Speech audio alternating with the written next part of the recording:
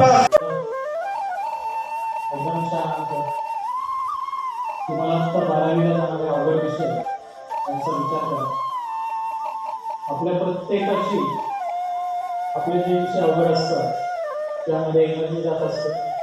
त्याचबरोबर आपल्याकडे जे कोणी टॉपर असतील, सगळ्या विषयांमध्ये ब्रिलियंट मार्क मिळवणारे असतील, तर त्यांनी सुद्धा लक्ष द्या की मला जर सगळ्यातच यश मिळत असेल तर तिथे सुद्धा मला जास्त एनर्जी जात असते.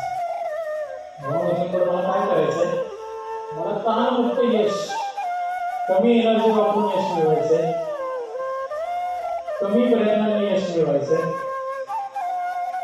आणि म्हणून मला ह्या सगळ्या टेक्निक्स मदत करणार आहेत. आपण सगळ्यात पहिल्यांदा बघितलं की सक्सेसफुल व्यक्तिमत्व, यशस्वी व्यक्तिमत्व आणि माझ्यामध्ये काय फरक आहे.